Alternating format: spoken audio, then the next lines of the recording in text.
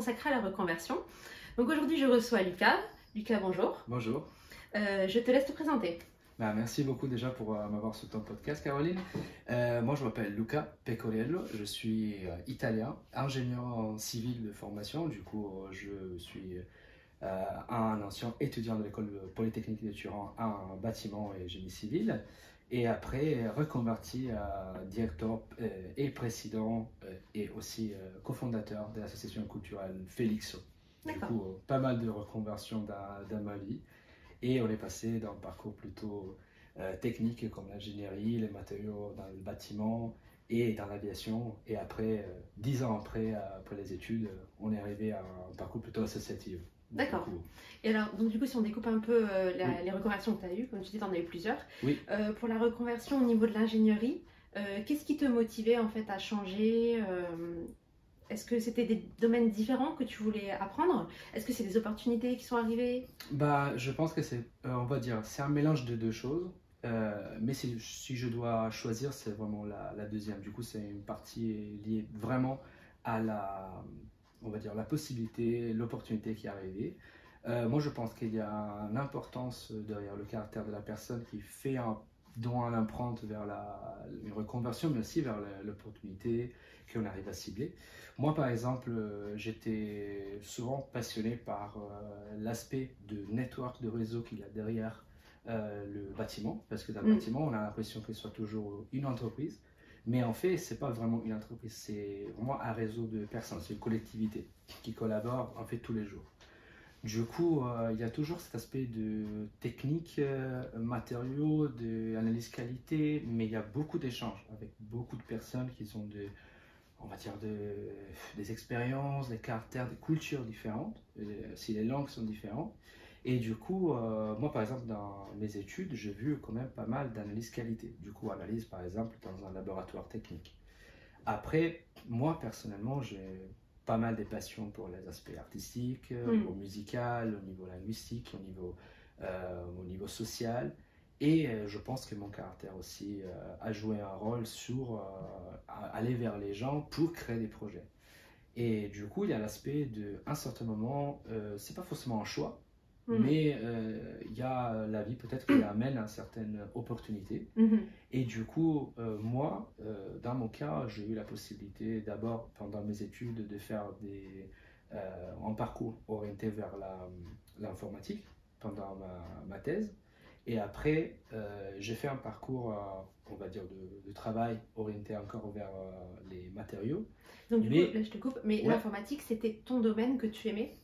C'était un domaine intéressant que moi j'aimais, mais c'était surtout appliqué on va dire, à quelque chose lié aux matériaux, lié à mon domaine de formation. Du coup, c'est quelque chose qui était littéralement charmant pour moi, parce que c'était à l'avant-garde, c'était technologique. Et j'avais pas forcément envie de rester dans un bureau à faire que des analyses traditionnelles, avec des dessins très traditionnels. Je voulais vraiment aller plus loin et dire, par exemple, avec un ordinateur, je peux calculer quelque chose qui se passe en profondeur sans devoir voir là-bas.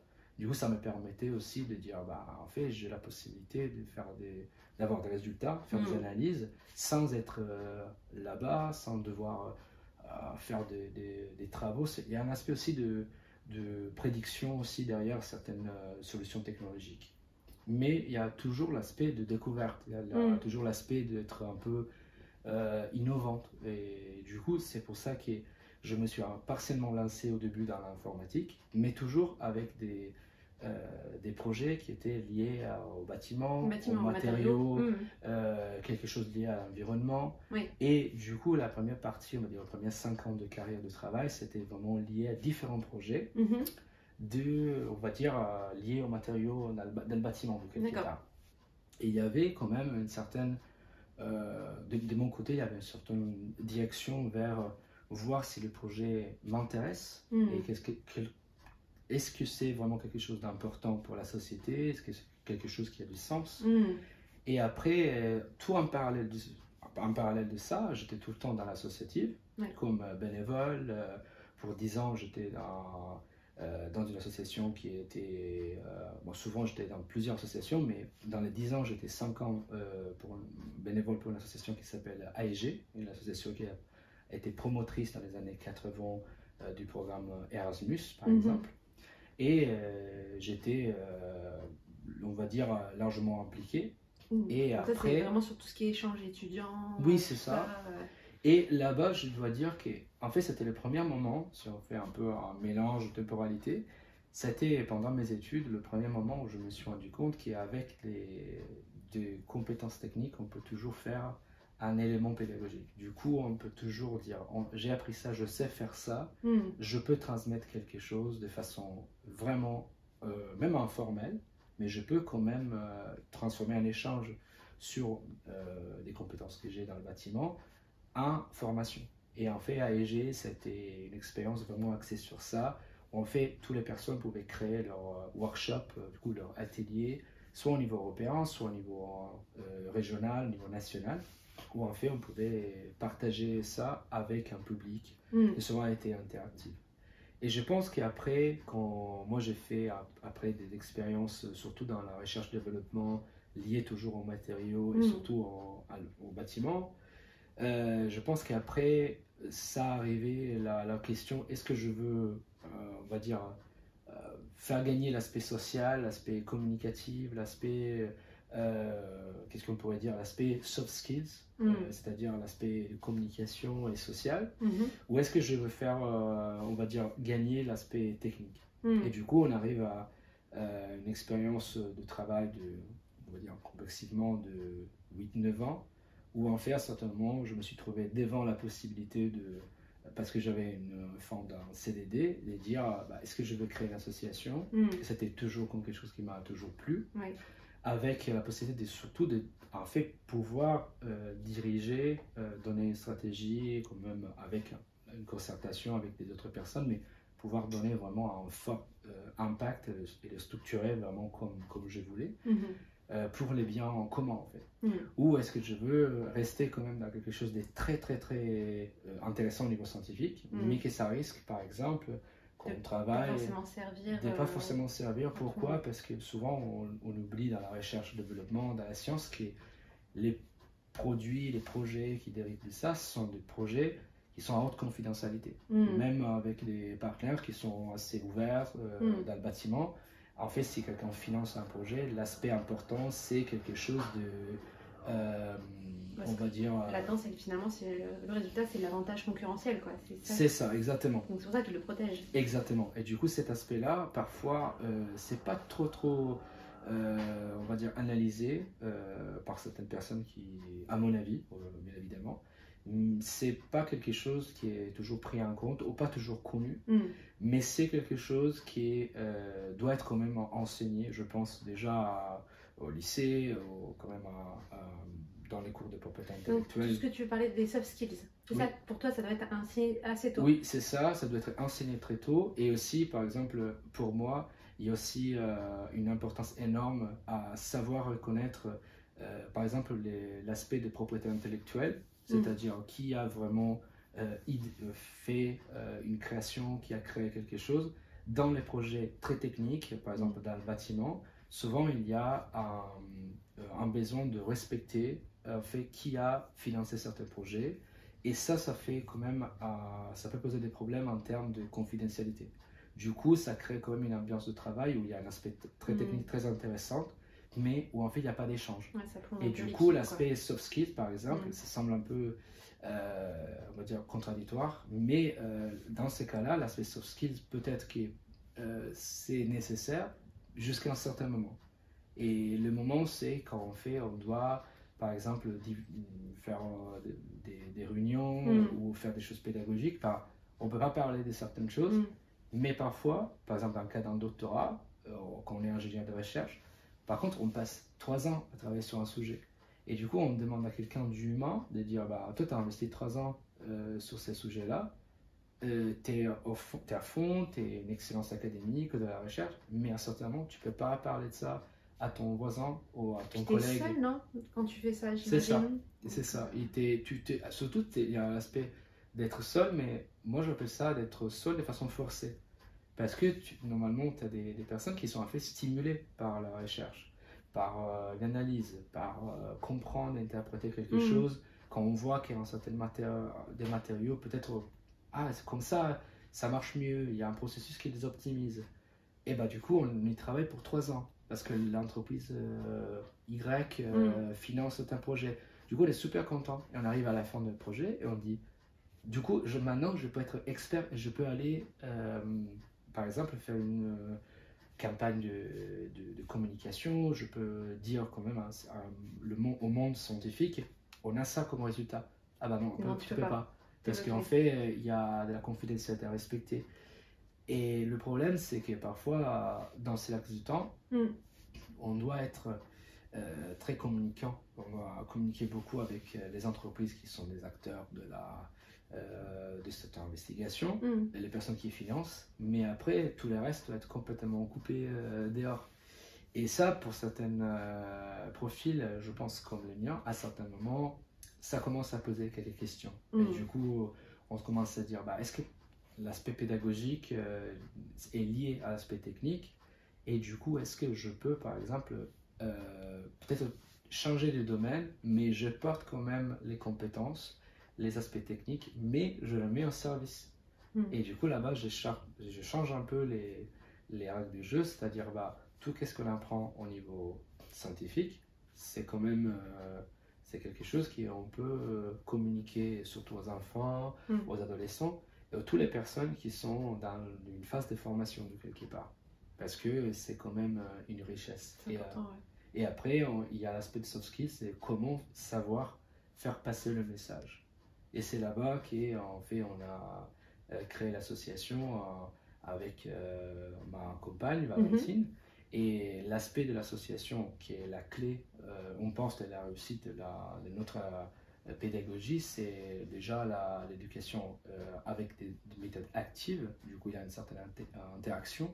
Nous, on est assez axé sur la créativité et surtout, on est vraiment axé sur le partage et la solidarité, dans le sens que nous, on essaye de s'adapter au groupe. Du coup, on essaye de dire peut-être qu'il y a quelque chose, vous l'avez déjà vu, vous ne l'avez pas bien compris, un concept scientifique, peut-être les langues, peut-être la musique. D'accord, on va trouver peut-être un jeu, peut-être quelque chose qui soit déjà adaptable et qui suive un peu votre ligne de créativité. Du coup, nous, on essaie de s'adapter à la personne qui est vraiment en face et dire, bah, ok, d'accord, toi, tu apprends comme ça, toi, tu apprends comme ça, et l'autre personne apprend d'une autre façon. Et après, vous essayez de voir qu'est-ce que sont les différences et de partager l'information. Et du coup, on arrive à un apprentissage actif et solidaire. Et du coup, on arrive à avoir, à notre avis, une définition de une bonne pédagogie. Et donc du coup, donc vous faites l'effort quand même de vous adapter aux gens. Et aussi, je trouve que votre association, je trouve qu'elle a vraiment une belle mission parce que finalement, elle vient pallier un peu au système scolaire. Bah, je sais que moi, je suis pas du tout une scientifique dans l'âme. Ça a toujours été très très abstrait tout ça et j'aurais eu vraiment besoin à l'époque, tu vois, qu'on me mette, je sais pas, sous forme de jeu, tu vois, qu'on m'intéresse à ça. Quelque chose de pratique. Voilà, pratique et plutôt que bon, d'être plutôt en compétition, d'apprendre ta leçon, d'avoir la meilleure note. C'est ça. Tu vois, et je pense que ça vient vraiment aider le système à ce niveau-là, tu vois. C'est ça. Je sais pas, donc vous commencez à quel âge Et nous, exactement, pour rebondir sur ce que tu dis, nous, on essaie de mettre en parallèle et en support surtout de tous les systèmes scolaires. On n'a pas de limite d'âge. Ou de début. Oui, on est ouvert. Normalement, au début, on s'est disait 4 ans, 5 ans. Mais après, on était vraiment positivement surprise par certaines réactions de certains enfants très petits qui ont quand même participé. Ils n'ont pas eu de difficultés, sont intéressés parce que leurs frères, leurs sœurs majeurs étaient intéressés dans l'atelier. Nous, on va dire pour l'instant, on est assez réaliste en termes de la quantité de personnes qu'on peut prendre dans les ateliers, dans certaines formations. Il y en a combien en général? C'est entre 8, si on fait le moyen, c'est entre 8 et 12. Après, on est très conscient que c'est en fonction de on va dire, la thématique, c'est en fonction de la quantité de personnes, l'âge, la mixité, mais globalement on essaye de... Pour bien encadrer, c'est la moyenne qu'il ne faut pas dépasser en fait. C'est ça, exactement. Et du coup, nous on essaye, par exemple, notamment sur la ville de Lille, on essaye de, par exemple, contacter les écoles. Les écoles commencent à nous contacter aussi. et on essaye par exemple, de essayer de comprendre qu'est-ce que sont les valeurs éducatives que l'école veut donner. Oui. Et on essaye de un peu adapter notre catalogue vers les besoins. Du coup, on a par exemple la demande sur l'anglais. Oui. L'anglais, c'est quelque chose qui est maintenant, ouais. C'est obligatoire, mais souvent ça reste théorique parce qu'on ne voit pas par exemple pourquoi en fait quelqu'un devrait apprendre l'anglais. Et par exemple sur l'anglais, nous on a différents exemples pour un peu, on va dire, être déjà se débrouiller. Oui, déjà au début. Oser se lancer. Se lancer, oui, au moins ne pas avoir honte d'une langue étrangère, voir déjà la finalité.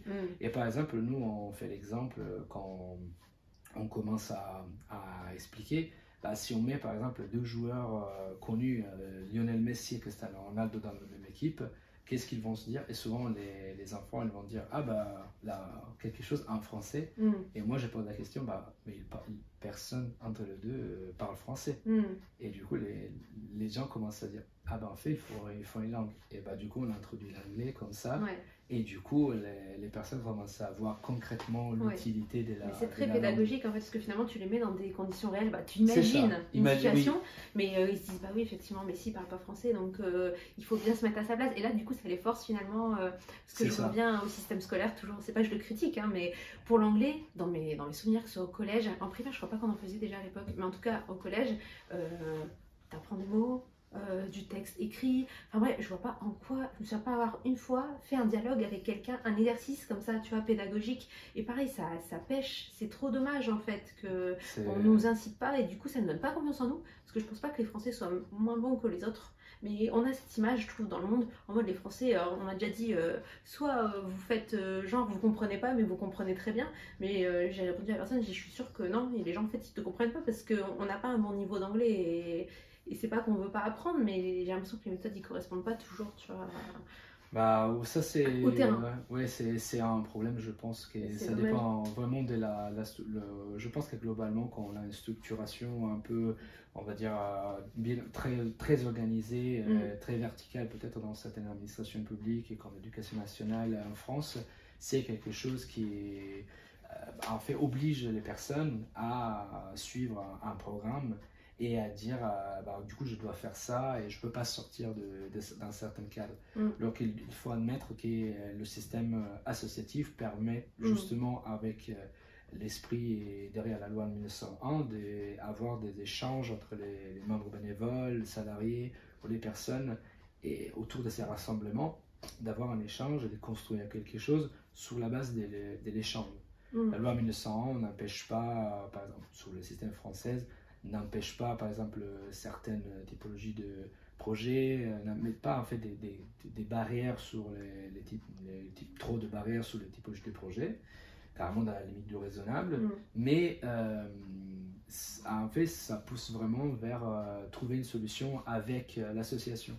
Et ça, chez Felixo, c'est très important du coup de trouver une solution, une stratégie de gouvernance qui soit déjà durable, et qu'elle soit vraiment, dans le cas de l'enseignement, qu'elle soit vraiment le plus adaptable possible.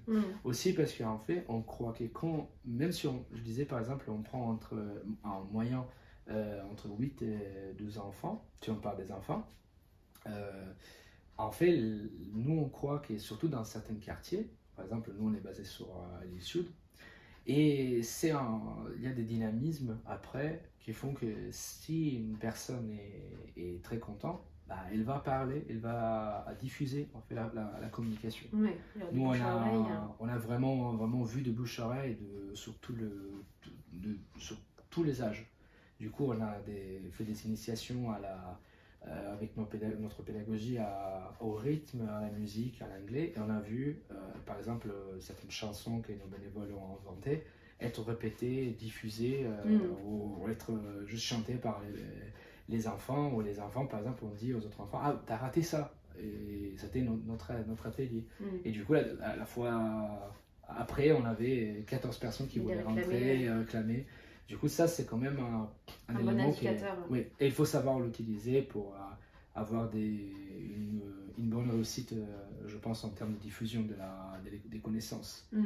Et après, il faut aussi savoir, du coup, trouver un peu, parce qu'on a parlé de l'adaptabilité, de la créativité, il faut aussi savoir un peu, après, savoir où c'est la limite, où ça va s'arrêter. Parce que souvent, la créativité, ça pourrait engendrer des projets ou des discussions pour des heures. Et du coup, il faut quand même être créatif, mais après, il faut aussi savoir quand s'arrêter et dire, bah, ok, on a bouclé un concept, maintenant on va réfléchir sur ça, et après on se donne un peu de temps, une semaine, pour voir déjà qu'est-ce qui est resté, Ouais. et après pousser plus loin, changer de thème et aller plus loin sur certaines thématiques. Parce que sinon on risque aussi de disperser un peu trop les élèves. Mais globalement, l'association est en train de se développer. On est très content des résultats et je remercie tous les bureaux, que c'est un bureau déjà bénévole, il faut dire qu'on est tous sur une base bénévole.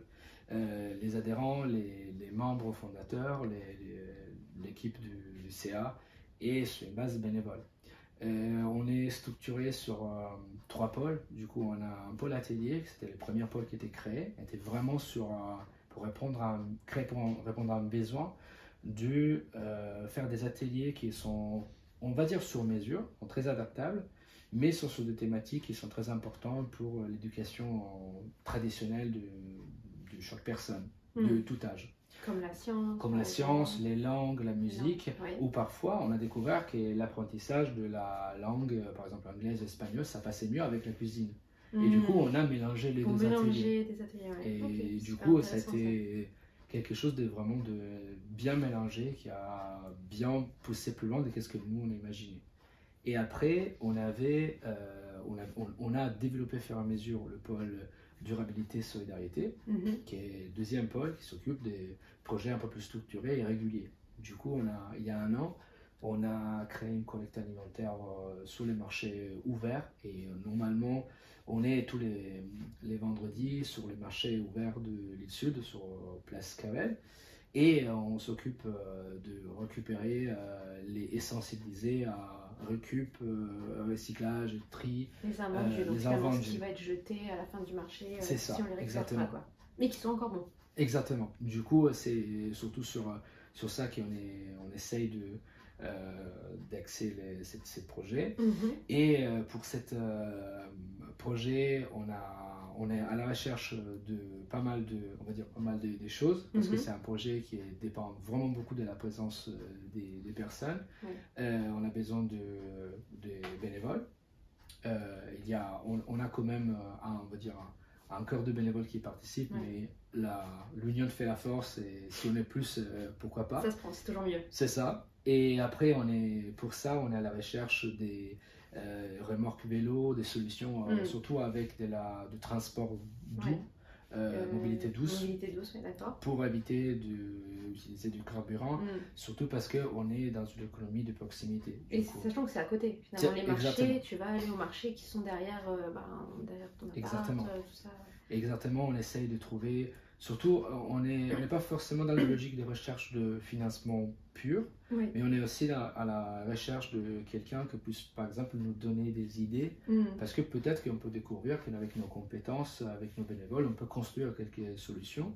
Mais nous, on a souvent, pour ces projets-là, on a des questions au niveau de la logistique, de qu'est-ce qu'on peut transformer et comment, par exemple sur place. Du coup, on manque souvent d'experts de logistique, experts de c'est-à-dire pour récupérer les fruits, par exemple. Exactement, pour récupérer de façon peut-être plus rapide, peut-être qu'on n'a pas pensé à quel chariot acheter, ou peut-être on ne sait pas comment faire du compost d'une façon un peu plus rapide, et surtout quand on est en fin de marché, on est sur une place ouverte où il faut se débrouiller avec des mains, un chariot, et peut-être qu'on n'a pas pensé à quelque chose, mais ce serait bien vraiment d'avoir des échanges avec des acteurs déjà qui sont dans ce domaine-là. Oui, parce que pour l'instant, on a assez parlé avec les commerçants.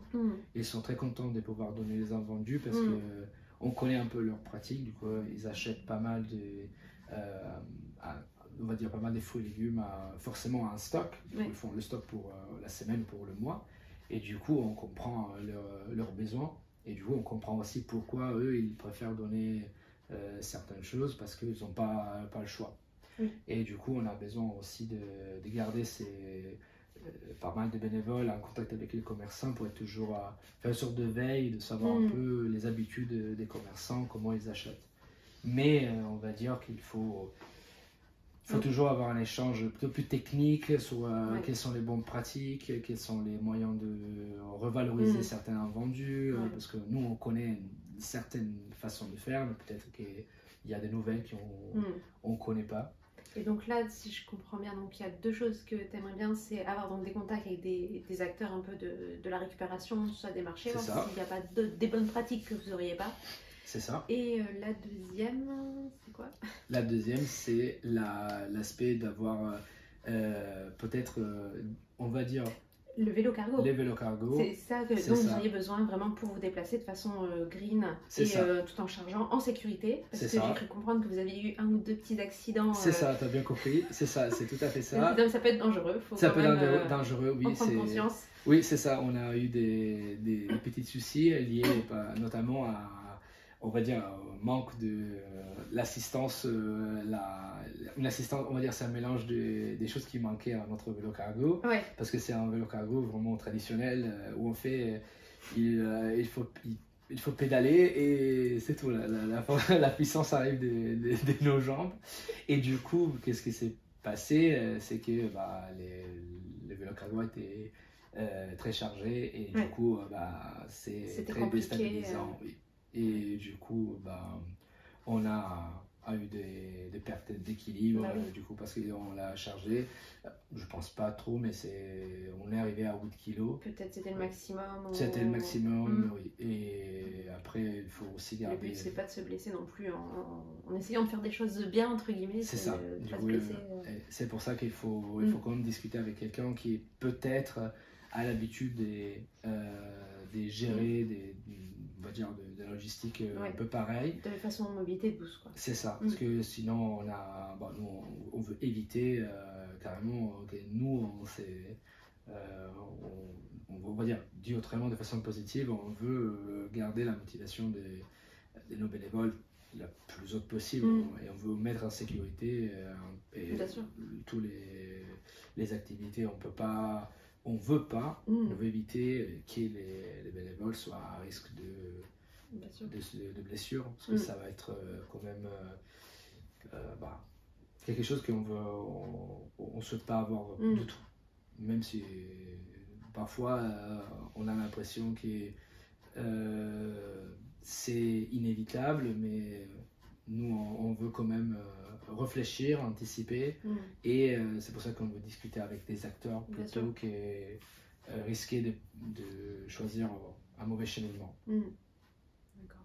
Et du coup, au niveau du troisième pilier? Le troisième, c'est les pôles musicales. En fait, le pôle musical a une vraie marque de fabrique, on va dire.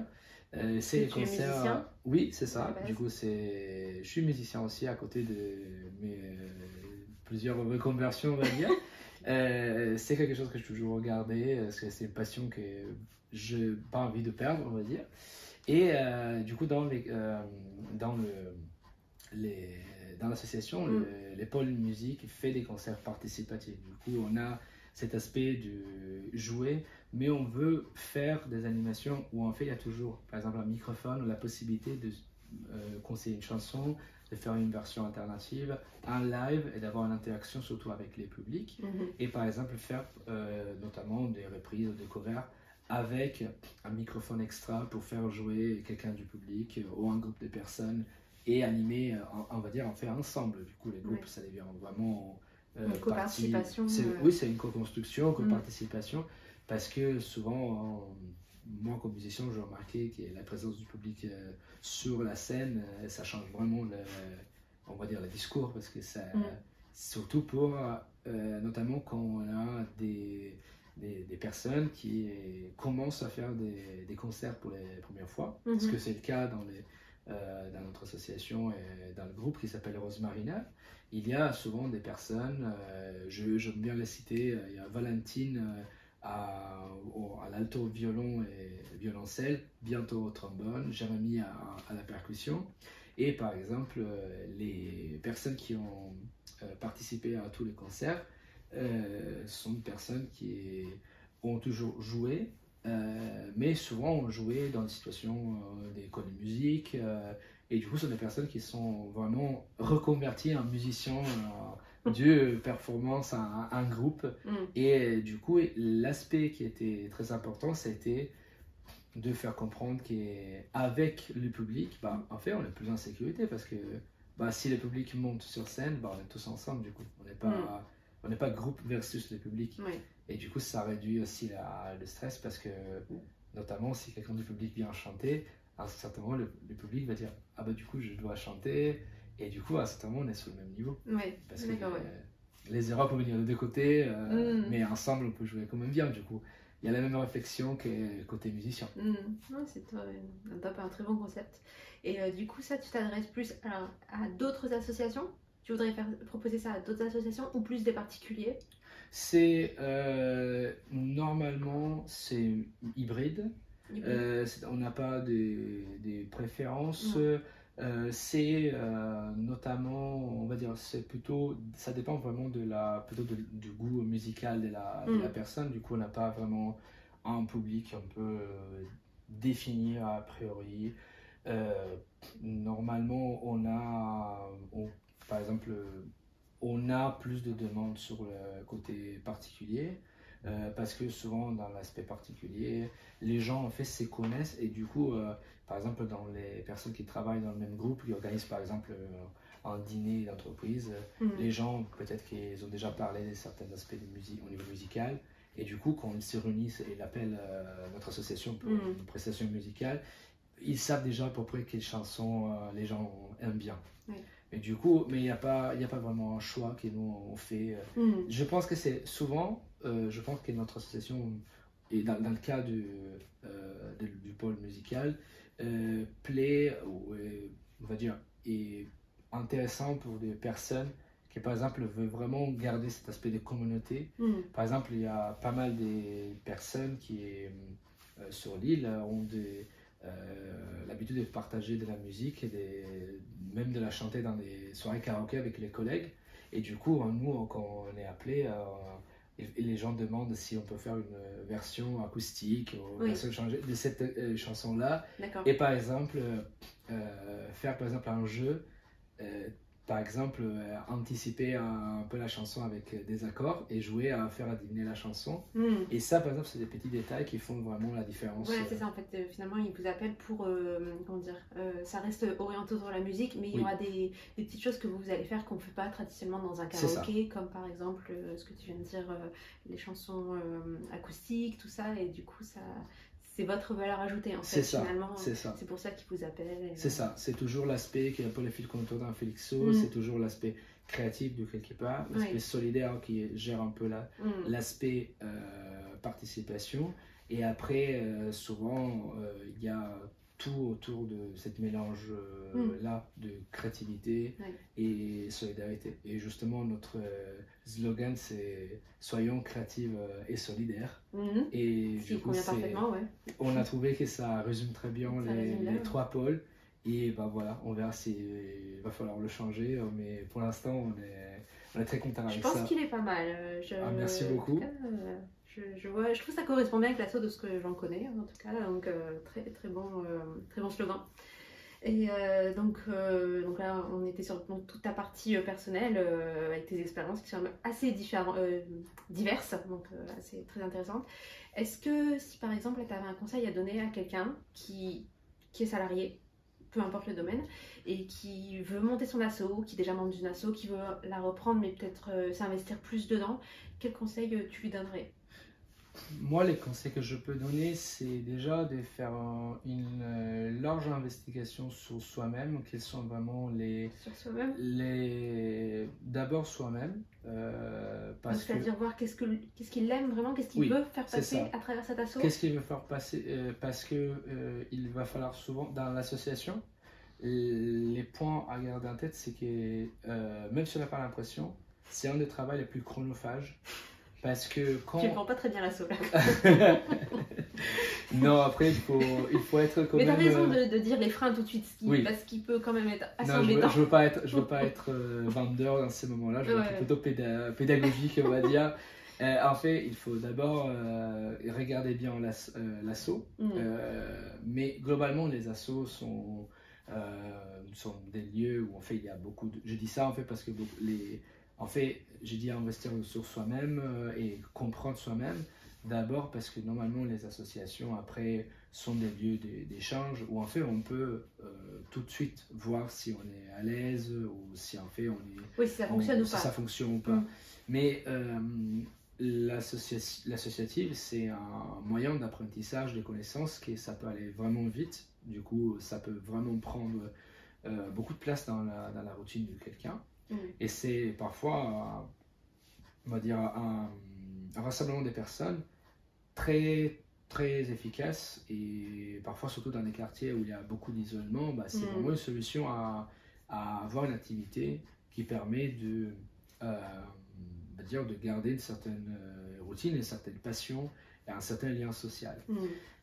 Après, il faut souvent, quand je dis investir et à s'interroger, c'est sur combien de temps est-ce qu'on peut donner à l'association, parce que souvent, il y a beaucoup de dynamisme au niveau social, au niveau humain, où en fait, on peut vraiment être très passionné, et parfois, on peut même perdre de vue, en fait, parfois les autres personnes. On peut dire, bah ok, je suis vraiment très, très, très dedans, mais en fait, on se rend compte à fait que ça devient quelque chose de très, très engageant. Et qu'est-ce que tu dis quand tu dis perdre de vue les autres personnes? Ton entourage à côté peut-être? Être trop investi dans l'assaut? Être trop investi dans l'assaut, en fait, parfois, ça pourrait faire perdre de vue, en fait, les fils conducteurs de certains projets. C'est-à-dire que nous, on peut inventer, par exemple, une association très artistique, où en fait, le but, c'est être, par exemple, de faire des cadres ensemble, faire des cadres de façon participative. Les buts, c'est très, très intéressant, c'est très engageant.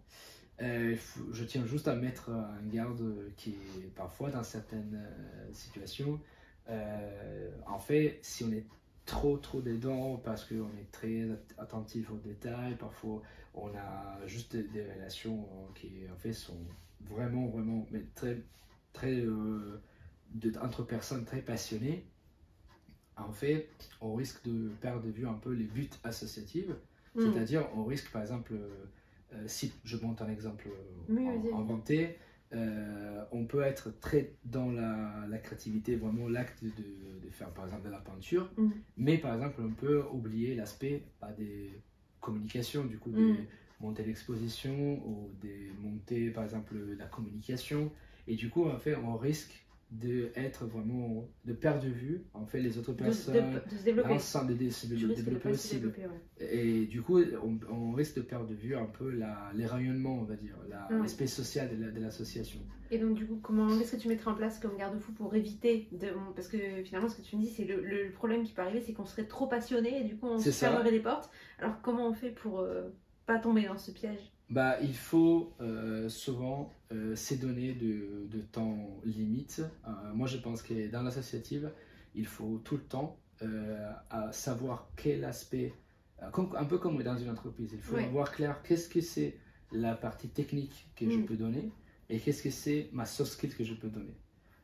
Souvent, les gens parlent de donner du temps à l'association. Moi, je pense qu'il faut rajouter l'aspect de séparer la soft skills et la tech skills, l'art skills que je peux donner. Parce que souvent, il faut faire beaucoup d'attention à, par exemple, si on veut donner du temps. Parce que les temps, c'est un peu... le temps, oui, ça peut très vite partir en fait. C'est ça, ça peut très vite partir. Donc en fait, toi, tu vas tout de suite délimiter, pardon, donc tu vas dire, tu sépares les deux choses, soft skill, art skill, et tu dis, par exemple, à la semaine, je mets autant de temps, et tu arrives à te donner cette discipline et t'y tenir. Donc, oui, ce qui est quand même très bien. Après, moi, j'arrive. Après, moi, je peux avoir de l'expérience sur ça. Oui. Après 10 ans d'expérience. Oui, mais c'est un conseil en tout cas que tu donnes. Oui, le conseil que je donne pour pas finalement se perdre à la fin de ne plus avoir le temps pour ce qui est important C'est ça. aussi à côté. C'est ça. Du coup, il faut bien comprendre aussi. Déjà, il faut bien parler de ses envies et surtout être surtout clair sur qu'est-ce qui sont les choses qui. Si on est dans le bénévolat, on cherche de faire du bénévolat, bien savoir un peu quelles sont les attentes, quels sont les profils qui sont cherchés par l'association. N'hésitez pas à mettre, par exemple, les inquiétudes, les questions sur la table, parce que souvent, oui, parce que en fait, les personnes à l'associative, ils sont notamment déjà posé les mêmes questions peut-être quand ils sont rentrés dans l'associative, du coup, ils ont pas mal d'expérience, et souvent savoir vraiment clairement, arriver à savoir clairement qu'est-ce que je peux donner à l'association, et surtout, qu'est-ce que je peux apprendre. Du coup, avoir vraiment cette clarté de qu'est-ce que je peux donner et qu'est-ce que je peux recevoir. Et donc là, quand tu parles comme ça, tu parles en bénévole ou en quelqu'un qui crée son asso? En fait, c'est les deux. Les deux, ça peut fonctionner les deux. Il faut savoir, après, qui crée une association doit avoir probablement la vision, aussi en plus de la vision d'ensemble. Parce qu'il faut avoir un peu la vision périphérique un peu de tous les départements, de tous les aspects, de tous les limites au niveau financier, au niveau comptabilité. Et du coup, là-bas, on rentre aussi de savoir aussi déléguer. Parce que quand on va créer une association, à un certain moment, il faut aussi savoir qu'est-ce que c'est sa place. Parce que quand on est président, quand on est fondateur, quand on est dans la dirigeance, à un certain moment, on a très envie d'être engagé sur un projet opérationnel, mais parfois on doit se souvenir que c'est pas notre rôle. En fait, c'est pas, théoriquement, c'est pas le rôle, parce que qui dirige quand même, qui dirige l'association a aussi le rôle de devoir un peu chapeauter certaines équipes. Du coup, il faut savoir aussi trouver la juste limite, le compromis entre l'aspect de chapeauter un projet, l'aspect stratégique, et être sur le terrain à faire réaliser.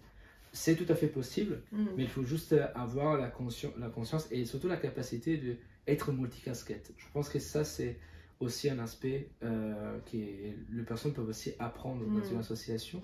C'est l'aspect d'être multicasquette. C'est-à-dire que ça, c'est valable pour les bénévoles que pour les dirigeants.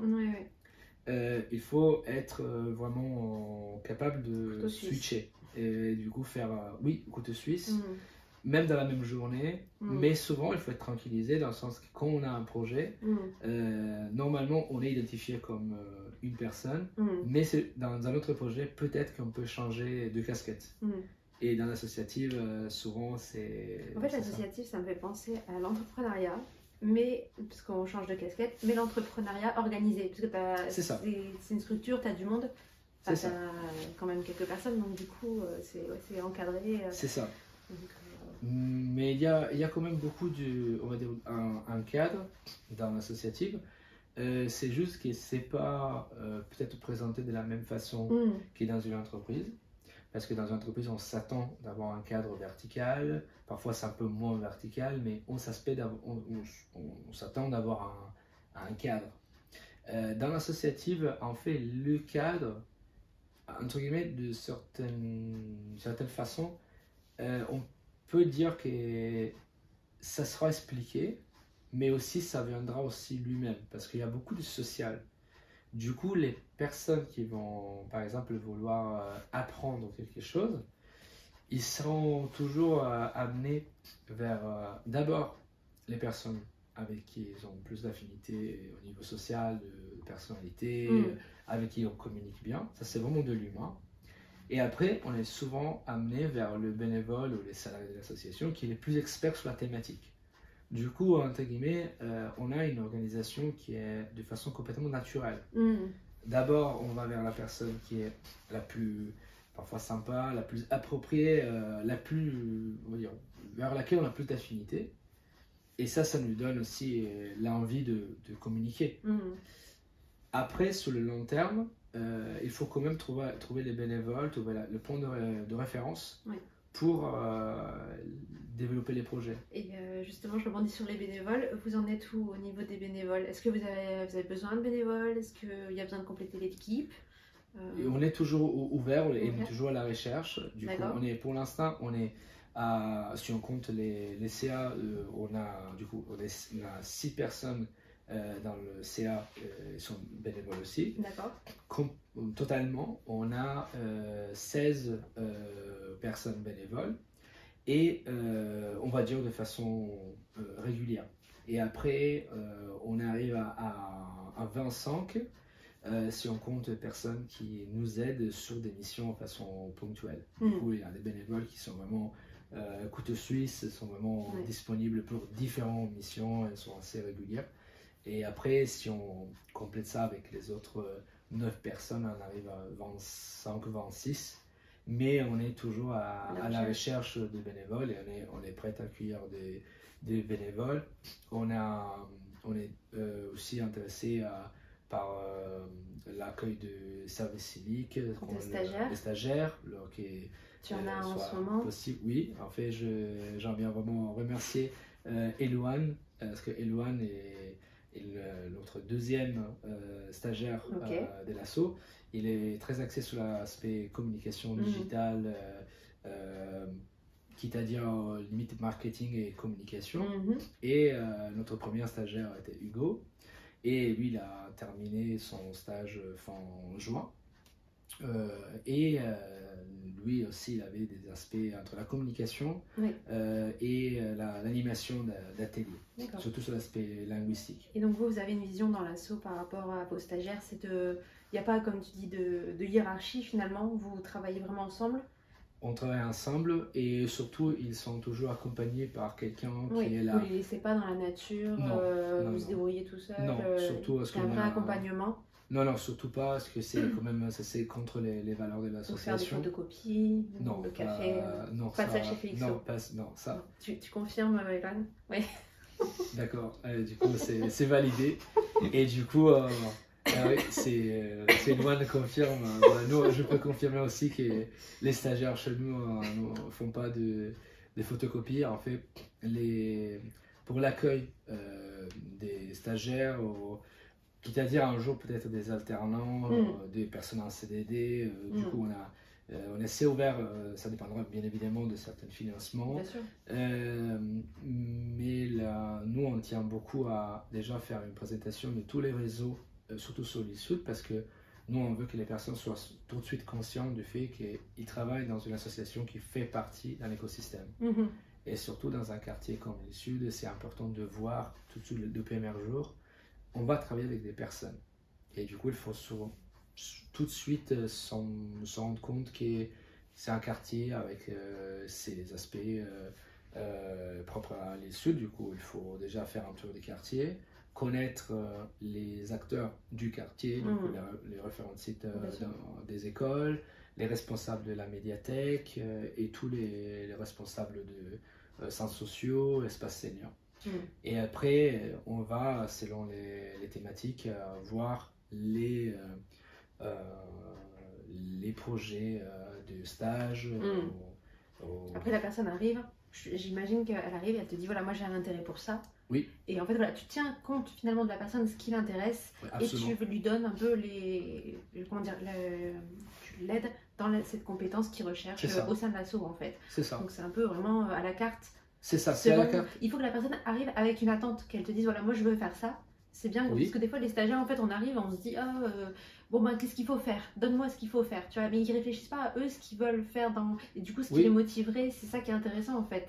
Oui, bah nous en fait je dois dire qu'on a eu beaucoup de chance pour l'instant avec la recherche, parce que je parle de recherche parce que nous on a aussi sur des plateformes comme Hello Asso, sur la place des assos, on a quand même mentionné qu'on a de la visibilité et on a mentionné qu'on est à la recherche de bénévoles, services civiques, des profils qui peuvent intégrer nos équipes pendant les études.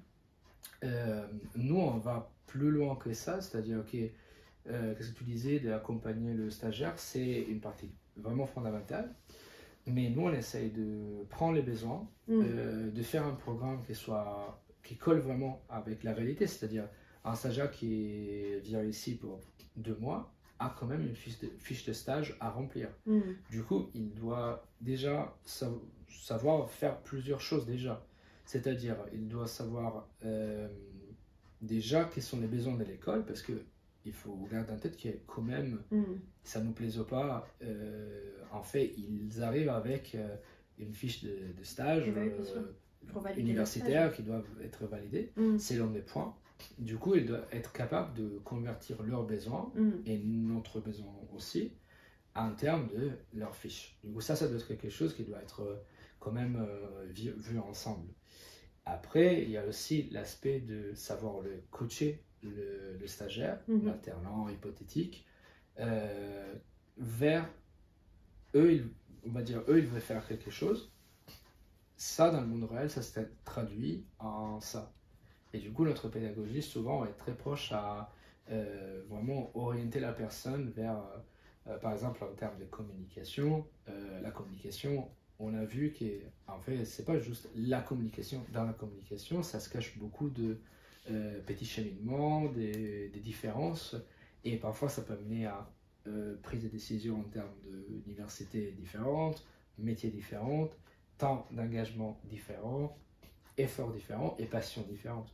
Du coup, nous, on veut aussi que le stagiaire prenne conscience de si eux, ils ont une certaine attente, si l'école a une certaine attente, ça amène à ça en termes de temps, en termes d'investissement.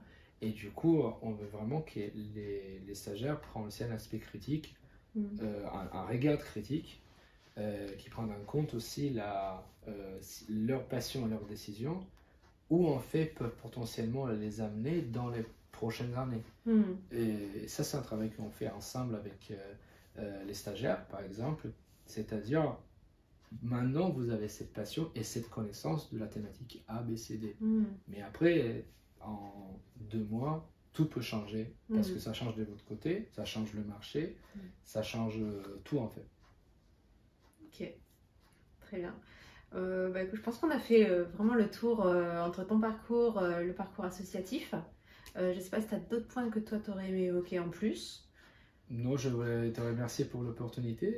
C'est une opportunité vraiment hyper enrichissante de parler d'un parcours personnel, comment ça se mélange avec, on va dire, une collectivité ou un rassemblement comme une association. Et c'est vraiment un honneur de pouvoir partager ça sur ton podcast. On espère que ça va vraiment bien coller, servir avec tous ton projet de podcast, que ce soit sur YouTube ou sur d'autres plateformes. Nous, on adore faire, comme moi personnellement, avec l'association Félixo, on est vraiment à fond dans la diffusion d'un certain message pédagogique. Et franchement, le thème de la reconversion, c'est quelque chose ça commence à être d'actualité. Et franchement, c'est quelque chose sur lequel il faut quand même que les personnes qui l'ont fait partagent leur expérience pour donner du soutien. Et surtout qu'il y a de plus en plus de gens, j'ai l'impression, qui y sont confrontés. Alors, certaines par choix, d'autres moins. Mais je pense que c'est bien de donner des clés, le maximum de clés pour aider les gens à réussir en fait ce moment. C'est ça. Et du coup, nous, on est très fiers d'être à côté de ton projet. Et du coup, peut-être il y aura une deuxième fois pour faire un épisode 2.0. Mais avec plaisir. Le premier, ça a été un plaisir. Avec plaisir. Et n'hésitez pas à scanner le QR code pour avoir plus d'informations sur l'association. C'est le site internet, je pense, si on va retomber sur le site internet. C'est ça, exactement. Donc voilà, donc là, toutes les infos sur l'association. Merci Lucas. Merci à toi, à la prochaine. À la prochaine.